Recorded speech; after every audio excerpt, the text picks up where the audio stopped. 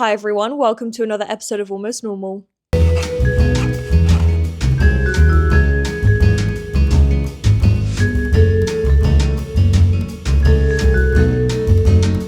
Today we are talking about none other than pornography, but don't worry, this is not going to be an anti-porn commercial. I am not going to sit here and try and convince you that all porn is bad and all porn is the work of the devil, because I do not believe any of those things. But I am very interested in how certain groups of our society can watch porn, can consume pornographic material, and they will allow it to affect the way that they walk through life. They will allow it to affect the way that they view certain other groups in our society, and they will in turn allow it to affect how they treat other groups of people in our society. Before we get into it, however, I was sitting in my studio yesterday and a realization came upon me, which is I do not believe I have ever previously mentioned anything about my art practice on this podcast, which is wild considering for the past 3 years I have been a full-time art student and I am now going into my 4th year of being a full-time art student. I literally spend 80% of my life making art, talking about art, studying art. However, I have not really ever mentioned it here before. Maybe briefly in the context of some other story, I have said that I go to art school, but I think that's pretty much it. I think that's pretty much as deep as I've ever gone. I believe in the back of my mind, I convinced myself that this podcast and my art do not really have anything to do with each other, and I kept them very separate, especially in my brain. But sitting in my studio yesterday, which, by the way, was the first time I had sat in my studio for months because I had been having a little bit of a dip in interest in the art world, which happens every year.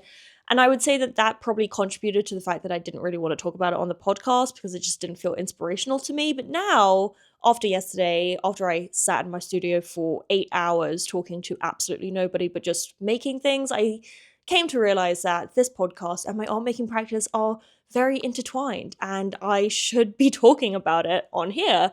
So anyway, this is the pilot, let's say, the experimental episode where I am bringing my two passions together and we'll just see how it goes, shall we? Oh, and in case you're confused, my art practice has a lot to do with the topic today, just in case you were like, what the fuck is this girl talking about? You'll see. So anyway, recently, and I have mentioned this on the podcast once or twice, I have been reading this book by Laura Bates called Men Who Hate Women. And I just want to say, I'm a slow reader, okay, guys? I am a really embarrassingly slow reader. And it's not because I look at each word and analyze it deeply and take notes on everything that I see. It is because I am an extremist when it comes to any kind of hobby I have. As I just said, I go through ups and downs with my art making practice. I will spend no time for months making anything and then suddenly I'll be full force.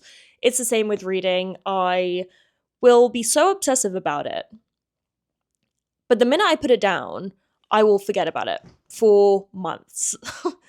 Then I will walk past it, sitting on my bedside table or my kitchen table, wherever I happen to throw it and leave it, as I just did there. And I will be like, oh shit, I was reading that book. I should probably get back into that. And then I'll start reading it and become obsessive about it again. However, I probably forgot a lot of the information that I had previously read, so then I'm going to have to go back anyway and read those pages again. Like, that's how I read, and I would love to not be that person anymore, but it's just who I am. So if anyone's like, girl, you mentioned this book months ago. I know. It's I'm only like on chapter 2. In my defense, also I have gotten into a habit of reading multiple books at the same time, which I absolutely should not do because clearly I cannot manage. I need to just figure it out, and the pride I feel inside of myself when I finish a book is monumental. So I don't know why I don't want to feel that way more and more and more. I just put myself in these positions where I can't be proud of myself, and it sucks. But anyway, I'm still reading this book, and a brief summary I will give you because, yes, I have mentioned it before. This book is about the author Laura Bates, who made a fake online profile and infiltrated a bunch of incel online forums because she wanted to see how these people interact with each other, how they interact with the world, what they talk about, how they are indoctrinated into these societies, into these communities.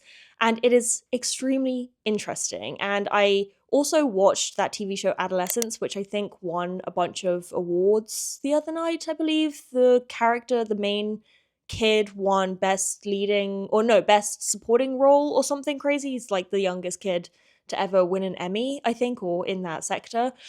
But anyway, I watched that TV show, Adolescence, and personally, it wasn't my favorite. It was not my favorite.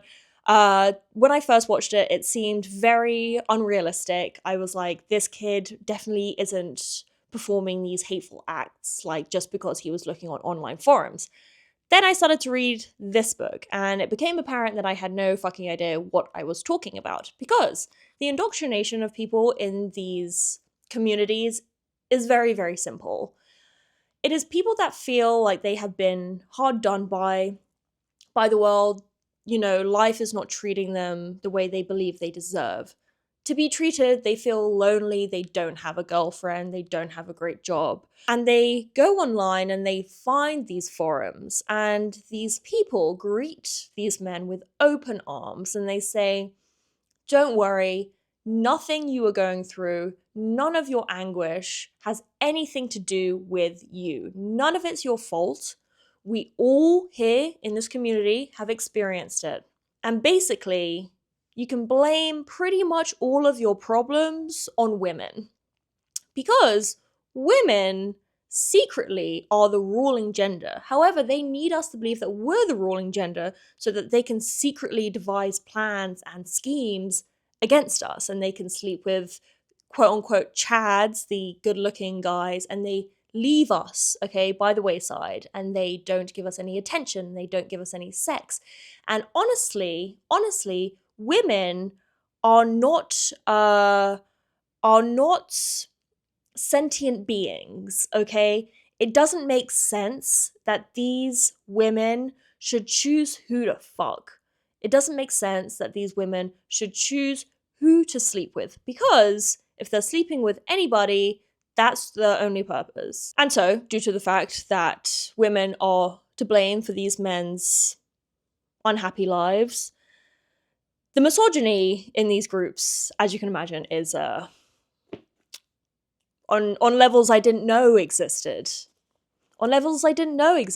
And I think my problem with the TV show Adolescence was the fact that I just didn't believe that some innocent kid who really didn't experience anything like this in his real life could go on these online forums and just be so persuaded that that is really the way the world works. I just didn't believe it. But clearly, these are very insecure men who need a community to support them. And it's very easy to fall into something when you feel like people are backing you, when you feel like people are saying, don't worry, buddy, we get it. Nothing is your fault. When the blame is placed somewhere else, people are very, very attracted to that. And so, honestly, I feel like I should watch back on Adolescence now that I've read this book, well, read 2 chapters of this book, because I think that it would be much more interesting for me to watch it in belief, as opposed to how I was watching it before, where I was like, this doesn't fucking happen. Come on now. It does happen. It does. It's wild. Anywho, in the first couple chapters, the first one is about incels. The second one is about pickup artists, which are weirdly much more accepted in society, but at the core, are basically the same group of people, to be honest. They're misogynistic men who don't really feel like women should be making any decisions, and that they are basically just tools to have sex with, and they shouldn't really be deciding who to have sex with. They should be just doing whatever the men say and be submissive, basically. these two groups have the same sort of views and beliefs on that. For some reason, pickup artists are way more accepted than incels. When you hear incel, you're like, ew. When you hear pickup artists, you're like, oh, okay. It's odd, but they honestly at the core are fucking exactly the same.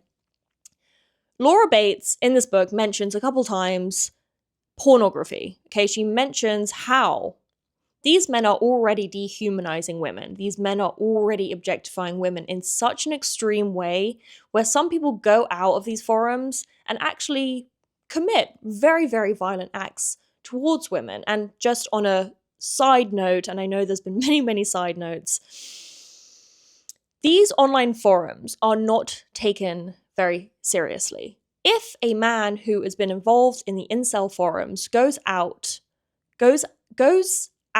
and murders a woman, it's rare that in the articles about that crime, they will mention that this person was involved in any of these incel forums. However, when they write about terrorism, even though I don't know why these men are considered terrorists themselves, the ones who commit the acts, but when you hear about the typical what media wants you to believe is a terrorist, when you hear about them, if they were ever involved in extremist communities online or wherever, they will mention it in the articles. They will say they were involved in this extremist religious community and that is why they performed the act that they did. But these people, the incels, that's never mentioned, okay? There's always some other reason why they performed the act. It's never mentioned that they were irregular or indoctrinated in these societies. It's very odd. I don't know why. It's very overlooked. It's very overlooked, and obviously it's overlooked because when I watched Adolescence, I didn't believe it at all. I had no idea how major that these things can get. She writes that within the Manosphere, which is another term, but Manosphere sort of encapsulates a bunch of different groups. So that's incels, MRAs, MGTOW, and PUAs. PUAs is pickup artists. I don't know what the other ones are. Within the Manosphere, these men use pornographic imagery to dehumanize women, and they call women things such as femoids and holes, insinuating that women are nothing but holes to be used and don't really have a brain or any emotions or feelings beyond that. And they use porn to reinforce these ideas that women are just objects for use. Humor and memes normalize misogyny and turn harassment into entertainment. She also says that pornography is often used in these forums to reinforce dehumanization, blending porn images with misogynistic jokes.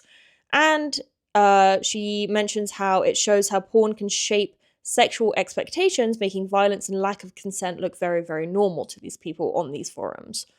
In my art practice, I focus a lot on the idea of the male gaze. Again, just this idea that women are objects to be used as opposed to actual human beings that experience life themselves without the context of man. And I did a series called Hysteria, which was a painting series. And hysteria is the term that was used in the medical world to dismiss a lot of problems women were having and the cure for things which were, at the end of the day, anxiety, fainting, all of that stuff. It was just labeled as hysteria. And then the cure for hysteria was basically to give a vaginal massage to the women. So the idea of hysteria has a long, dark history to it. And so I called my painting series Hysteria. And in this series of work, I wanted to focus on switching the male gaze and reclaiming the female form. And to do this, I got a bunch of pornographic images and I put them in Photoshop. And then I also found a bunch of images of women laughing, okay? Because I believe that there is nothing more powerful than a woman laughing. You can't really get your point across to a woman laughing. That is power at its core. And so what I did was I photoshopped the laughing faces on top of the pornographic bodies. And with that image, I then painted it. And I believe with this, as opposed to the woman looking very stoic and very available for the man, very palatable, it caused her to look confronting and scary, and also with no fear of judgment and no worry about what other people were thinking of them, and without being concerned about the labels and issues people were putting onto them. And I was very, very, very interested in this whole section of feminism and feminist literature. There is a lot on it, but I think that with laughter, it also is reclaiming the idea of hysteria, which is, again, historically used to dismiss women, and it kind of turned it into more of an act of defiance. I'm going to read my artist statement quickly, which went along with the show. With Hysteria, I challenge the way that mainstream pornography is constructed for the male gaze. Today's porn reduces women's bodies to mere objects of sexual gratification. By invoking hysteria, a term historically weaponized to silence women who express emotion, I seek to reclaim and repurpose it. The figures in my hysteria embody an unapologetic, confrontational spirit. I hope that they unsettle the viewer in the same way that pornography caters to them. My process blends two images I find on the internet. One is the pose of a woman from a pornographic context, and the other is the face of a woman in uncontrollable laughter. Hysterical. This juxtaposition creates provocative and unsettling imagery, challenging viewers to confront their perceptions of femininity, sexuality, and agency. Through the use of bold and vibrant colours, I work to create a tone that contrasts with the darker subject matter, adding a striking, playful edge to the images and harnessing humour to offer additional perspective. With Hysteria, I hope to transform the visual narrative and reclaim distorted portrayals of the female body to present them from a place of strength, defiance, and emotional freedom. Got a high pass on that one, baby. I'm joking. I'm not joking. I believe that there are pros and cons to pornography. Yes, I do believe that the cons overweigh the pros quite a lot, but I am not anti-pornography. What I am anti is the availability in which pornography can be found, and the fact that the viewers of this pornography are getting younger and younger. I don't believe watching a lot of intense, sometimes violent pornography before you've even had a chance to be with a woman is very damaging and can give you very, very skewed ideas on what women are there for, how they should be treated, what is normal in sex, consent, violence, all of that stuff. I think that to watch it and consume it, but already having a personal experience with sex is a very, very different thing than consuming it with no prior knowledge or experience of women in a sexual context. The real life women. My issue is not with porn, it is just the amount of push there is for younger and younger audiences to consume porn and how normalized it has become. For the cons, I've written 44% of Pornhub scenes contain physical aggression, normalizes pain, silence, and lack of communication, especially harmful for younger viewers. Linked to higher acceptance of rape myths and aggressive attitudes towards women. Industry issues, non-consensual content, coercion, and trafficking can desensitize viewers and create unrealistic expectations. Can become compulsive and harm relationships. For positives, I said it could offer a private space to explore fantasies and desires. Ethical porn, such as Erica Lust's work, centers consent and diversity, modeling healthy sexuality, gives representation for LGBTQ+, kink and body diverse communities, can reduce shame about sex and open up the conversation, and can empower performers when they control their work. OnlyFans, there's a lot of great things about OnlyFans. The fact that people can take autonomy over their own bodies, okay? They can work for themselves. They can take everything for themselves. And they can choose how they are viewed, and they can choose what work they take and what work they decline. I think that there is a great thing about the fact that being your own boss in sex work is available to people. I think that is brilliant. Maybe I don't agree so much with the fact that it is, again, so normalized that it has come to a point where if you don't have an OnlyFans, it's odd, and people genuinely ask you what your OnlyFans is when you go to parties. It happens. I never really thought we would come to an age where that would be the case, but it is. It's like asking someone for the OnlyFans is like asking someone for the number nowadays, which, blows my mind. It really does. Obviously, that is not the only way that you can show that you have value or anything like that. And again, of course, there are many, many, many people that do not have an OnlyFans. You are not being left out of anything. If you don't feel comfortable or don't want to do it, then don't worry about it.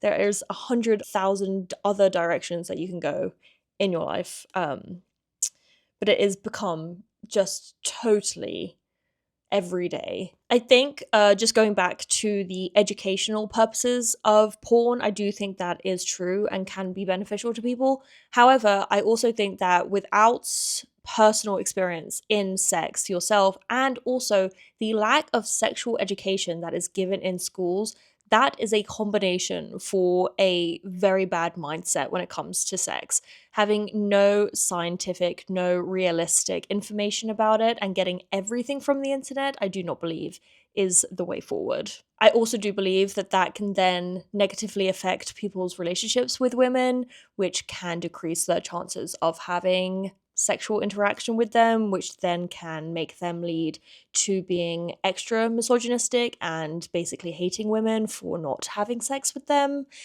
There is a big spiral. There is a big tornado of situations and problems that happen. But I think in the perfect storm, or, with the correct pre-understanding of everything with porn, that's different. But there is just such an emphasis on pornographic material even before people have even reached puberty, which is insane. Just quickly, I want to mention a couple other artists that work a lot within this topic before we end for the day. So, number one is Carolee Schneeman, who did a piece called Interior Scroll.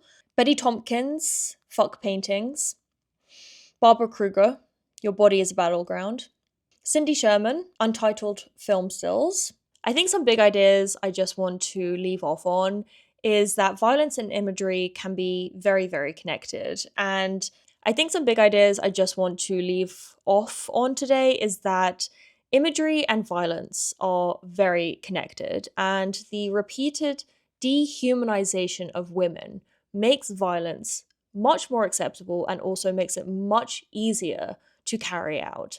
There is literally a trick, I don't know if you call it a trick, if you were to get kidnapped and they are threatening to hurt you or even kill you, what you're meant to do, apparently, I've never been in this situation myself, but what you were meant to do, apparently, is to start telling the kidnapper personal information about yourself. You must start to humanize yourself even further, because it is very possible that this person has convinced themselves that you are just an object. They have objectified you to make it easier for them to cause harm on you. And so the minute you start to tell them personal information about yourself, you remind them that you are a human being with feelings, emotions, thoughts, a family, what have you.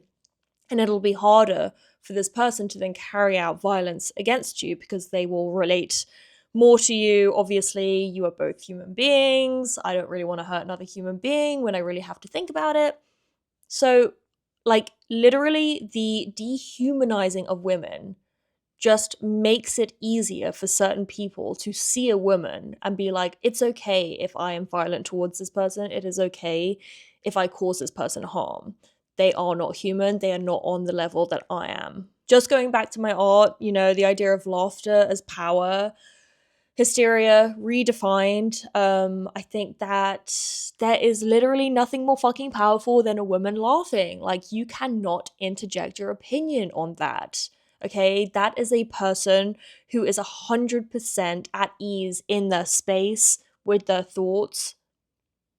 There is nothing more powerful than a woman laughing, okay? She doesn't give a fuck, all right? You cannot interject your opinions or your labels into that force. There is absolutely nothing fucking more powerful than a woman in hysterical laughter, okay? Those moments where they don't care what they look like, their makeup is running down their face, okay? They have triple chins. You can't put your shit onto that force. That force is strong. So if you don't know what to say, just fucking laugh. It's bigger than silence. There's also another book, just to end, that Laura Bates just released, which is also about pornographic images, also when it comes to the idea of deep fakes, which is crazy that that is a real situation that we are going through, but maybe I will eventually read it. Maybe I'll finish this one first and then I'll read that one and then we can talk about that, because that seems crazy to me that we are even discussing the fact that there are fake pornographic images coming out of women. But that could be really interesting to talk about. I guess I have a couple questions I just want to leave with you guys. What would ethical, empowering, erotic imagery look like to you? What images shape the way you see yourself? What happens when we stop being passive consumers of images and start questioning them? For me, Hysteria has been a way to take those images back, to let women laugh, and to reclaim our bodies, to humanize our bodies once again. This is a topic that I could talk on for hours and hours, but I have a smash burger waiting for me downstairs, so I'm gonna go eat that. I love you guys so much. Thank you so much for listening and sitting with me. And please, please, please, I would love to know the feedback on me discussing art with the podcast. I would love to know if it works for you, what doesn't work for you. It's very, very important to me, your feedback. You guys are, what I do this for. So if you hated it, let me know. If you loved it, let me know. If you want more, let me know, and I will take in all of your feedback and, come up with new, exciting episodes to hang out with you guys in. Anyway, I'm gonna go. If you haven't subscribed, please make sure you do. It's super helpful to me, and you can see anytime I post anything. And yes, I think that's it from me. Okay. I love you guys so much, and I will see you next time. Okay, love you. Bye.